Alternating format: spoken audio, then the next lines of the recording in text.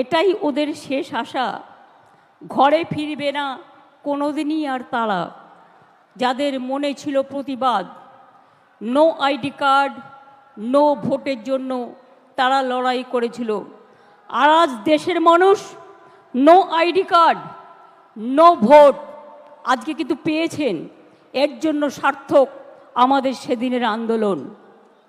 আমি আজকের দিনে গত লোকসভা ইলেকশনে এবং বাই ইলেকশনে মানুষ যেভাবে এত এজেন্সির চমকানি, ধমকানি, এত নেতাকে গ্রেপ্তার, এত অত্যাচার করা সত্ত্বেও ইলেকশন কমিশনের একতরফা দৃষ্টিভঙ্গি থাকা সত্ত্বেও, মিডিয়ার টোটাল ওয়ান সাইডেড রোল থাকা সত্ত্বেও যেভাবে আমরা তিনটে পার্টির সাথে লড়াই করে জিতে এসেছি, বিজেপি, কংগ্রেস এবং সিপিএম, আমি স্যালুট জানাই বাংলার মানুষকে, যারা আপনারা আমাদের সমর্থন দিয়েছেন।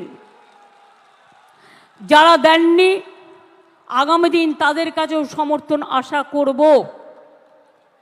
সাধারণ মানুষ ছাড়া তৃণমূল পথ চলতে পারে না। মনে রাখতে হবে, আমরা যত জিতব তত আমাদের নরম হতে হবে। আমরা যত জিতব তত আমাদের দায়িত্ব বাড়বে।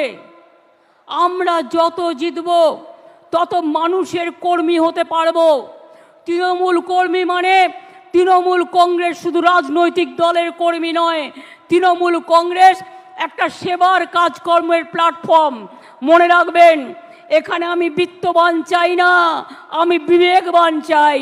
যার বিবেক আছে, যার আবেগ আছে, যার অশ্রু আছে, যার শরৎ আছে, যার ভাদ্র আছে, যার আশ্বিন আছে, আবার যার ফাগুনও আছে, আবার যার শীতও আছে, আবার যার বসন্তও আছে। 21শে জুলাই সর্বধর্ম সমন্বয়। আমি সবাইকেই বলি, উত্তরবঙ্গে আমাদের রেজাল্ট খারাপ হয়েছে। আমি আশা করি আগামী দিন উত্তরবঙ্গের মানুষ আমাদের সমর্থন দেবেন। আমি ধন্যবাদ জানাচ্ছি কুচবিহার, জলপাইগুড়ি, আলিপুরদুয়ার, রায়গঞ্জ, মালদা থেকে শুরু করে, যদিও মালদায় পার্লামেন্ট ইলেকশনে আমরা জিতিনি।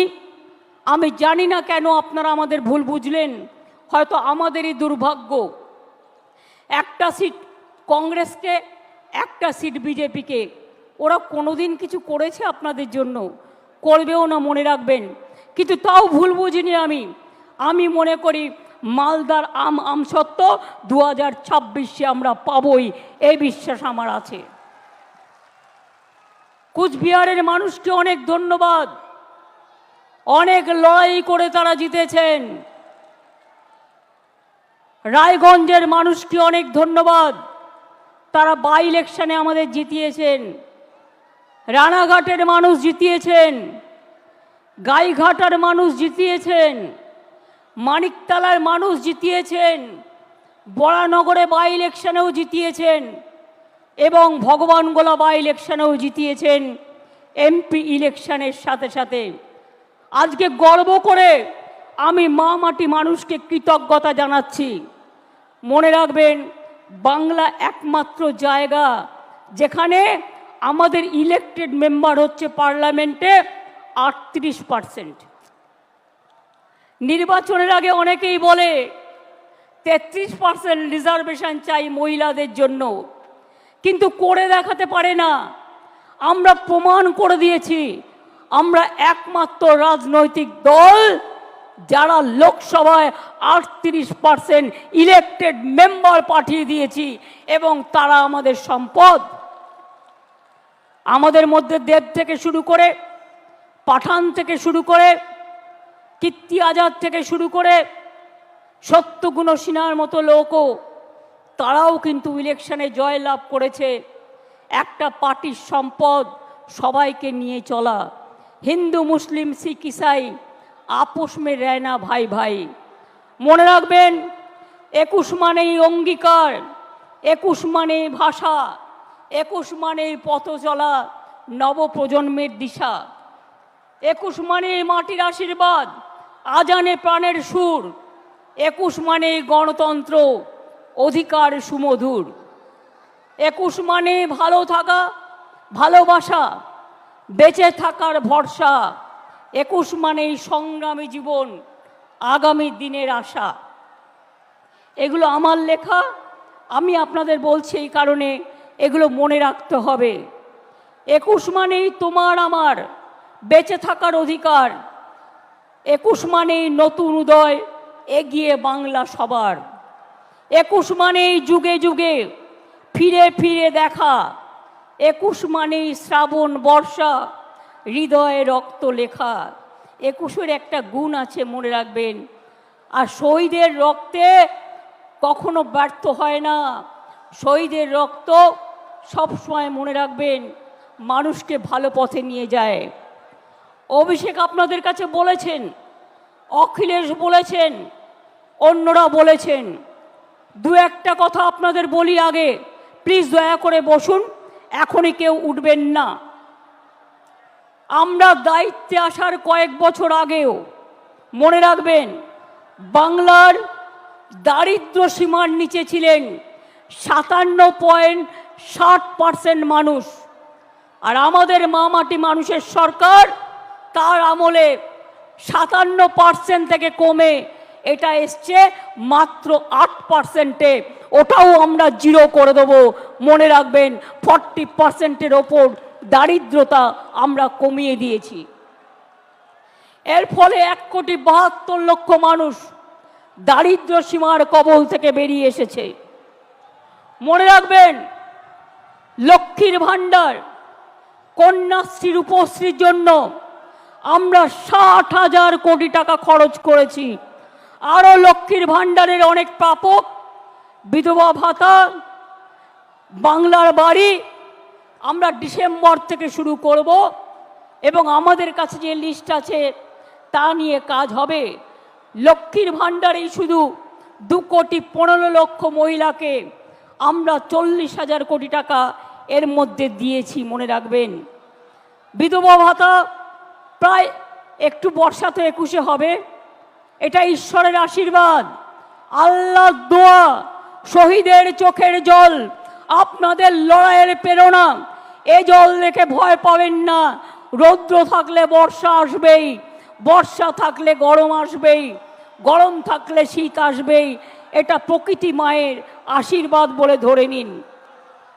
মানবিক ভাতা, বার্ধক্য ভাতাও আমরা প্রায় 25 লক্ষ মানুষ, 29 লক্ষ লোককে পৌঁছে দিয়েছি। আর স্বাস্থ্য সাথীতে আমরা মনে রাখবেন 10,000 কোটি টাকার বেশি স্বাস্থ্য সাথীতে বিনা পয়সায় মানুষকে আমরা চিকিৎসা দিয়েছি। তাছাড়াও সরকারিভাবে অনেক সাহায্য করি আমরা প্রত্যেকটা হাসপাতালে। আমি আপনাদের বলবো, আমি চাই, আমরা চাই তৃণমূল কংগ্রেস আমরা মানুষের সামাজিক বন্ধু হব। তৃণমূল কংগ্রেস মানুষের সামাজিক বন্ধু হবে। আমি বিবেকবান চাই, বিত্তবান চাই না। কেন জানেন? পয়সা আসে চলে যায়, সেবার কোনো বিকল্প নাই। এটা মাথায় রাখবেন। মানুষের কাছে কাজ করে দেব, দরকার হলে নিজে গিয়ে তার দরখাস্তটা লিখে দেব। আমি অল মিউনিসিপ্যালিটি, পঞ্চায়েত, এমএলএ, এমপিদের সকলকে বলবো, এখন থেকে কোনো অভিযোগ যেন কারো বিরুদ্ধে দল না পায়। যদি কোনো অভিযোগ কারো বিরুদ্ধে পায়, আমরা কিন্তু উপযুক্ত অ্যাকশন নেব, এটা মাথায় রাখবেন। আমি চাই আপনারা গরিব থাকুন, মানে যা আছে ঘরে সেটা খেয়ে বেঁচে থাকুন। আমার লোভ করবার দরকার নই। আমরা লোভী হতে চাই না, আমরা মানুষের বন্ধু হতে চাই। যতদিন আপনারা এই কাজটা করে যেতে পারবেন, ততদিন মনে রাখবেন আপনাদের কেউ সরাতে পারবে না, আপনাদের কেউ হাঁটাতে পারবে না। অন্যায় করলে আপনারা দেখেছেন আমি তৃণমূল কংগ্রেসকেও ছাড়ি না, তৃণমূল কংগ্রেসকেও গ্রেপ্তার করি।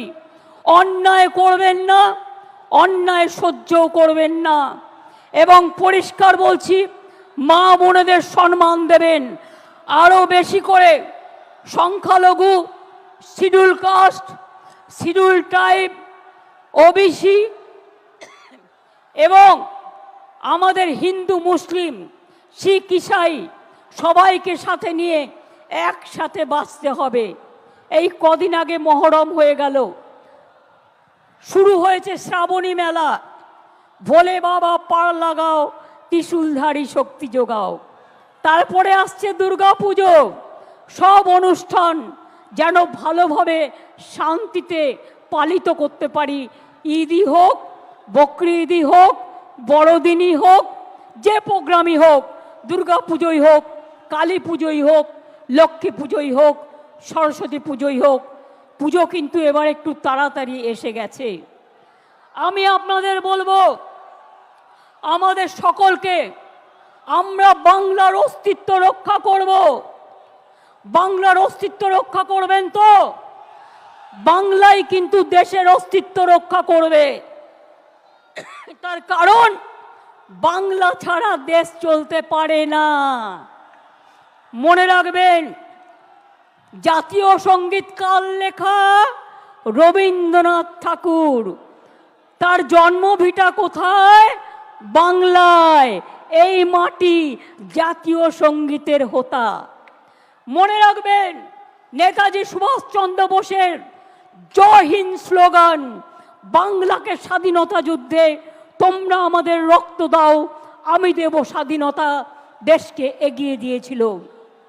বন্দে মাতরম, দেশকে বন্দনা করার স্লোগান কার? বঙ্কিমচন্দ্র চট্টোপাধ্যায়। তার বাড়িটাও বাংলায়।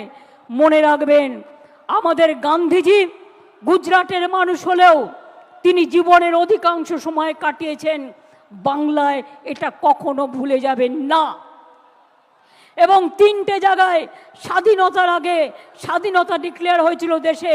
তার মধ্যে একটা তাম্রলিপ্ত সরকার, একটা বালিয়া, আর একটা হয়েছিল সম্ভবত তাম্রলিপ্ত, একটা বালিয়া, একটা মহারাষ্ট্রের সাতারা।